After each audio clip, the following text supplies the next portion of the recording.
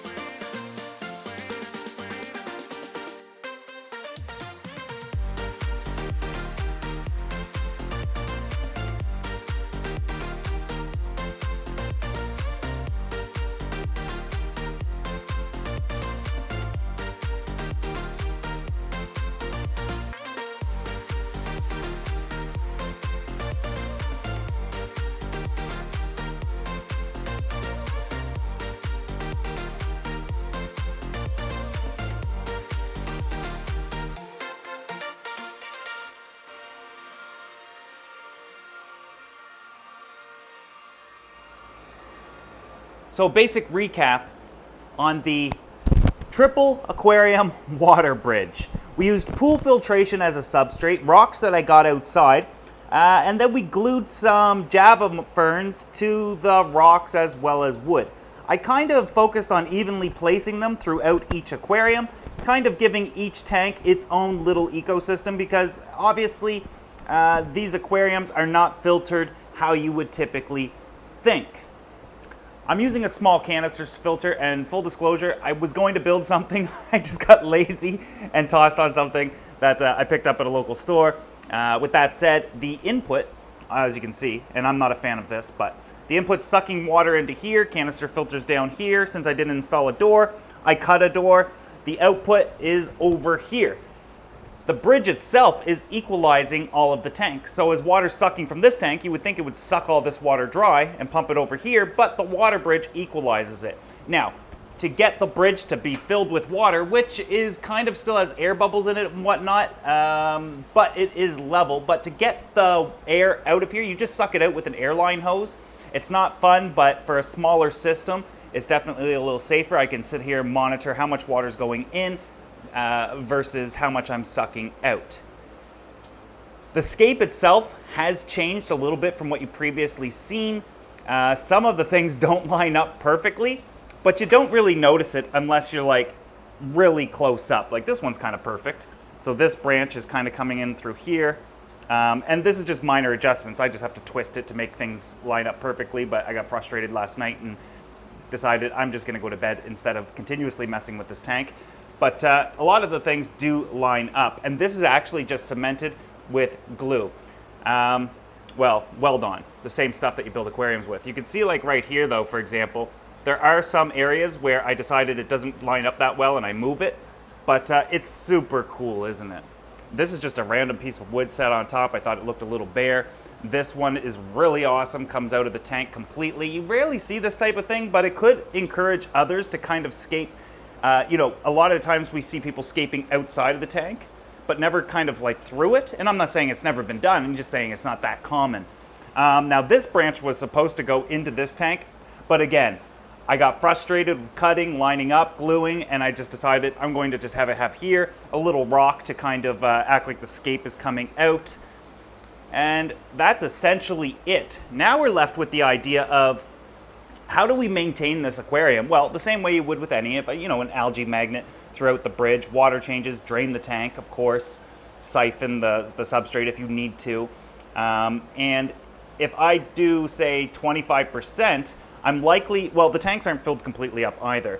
And technically, I'm probably, when I do fill these up, I'll do a water change to the bottom of the bridge so I don't break siphon. But if I ever do, water comes out of the bridge only to the bottoms of this. It's not like it's gonna come gushing out at all at once if that siphon breaks. It will reseal itself. How do I know? I did test after test after test when I originally built one of these, what was it, 7 or 8 years ago.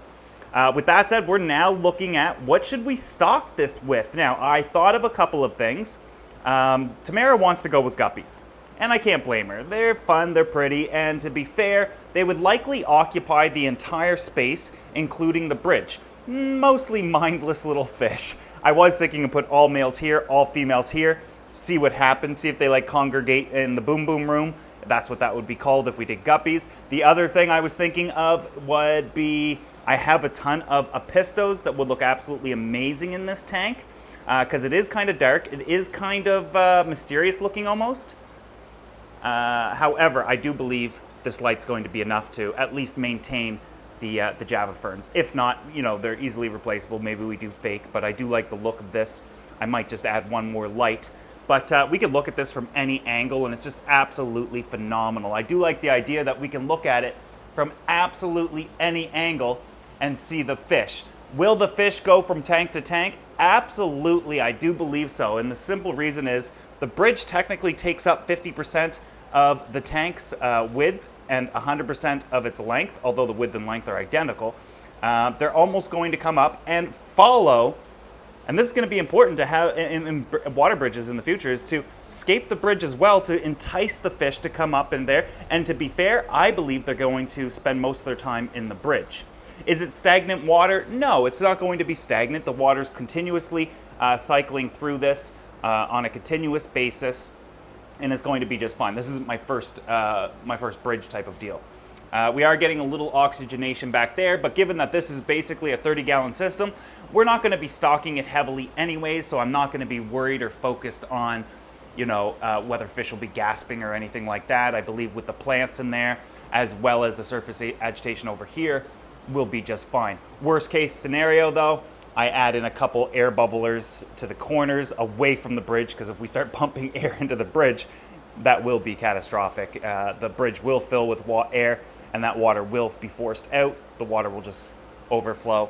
But let me know what you guys think. This is by far one of the more interesting builds. It's more of a gimmicky thing. I'm not too serious about it. I think it was fun to build. I think it was cool to show you guys. I don't think everybody's gonna want one or run out and try to build all this stuff. I'm working on some other things right now that are like really, really cool. But this one was super fun, super interesting, and the first time I ever built a triple water bridge, so that was a good time as well.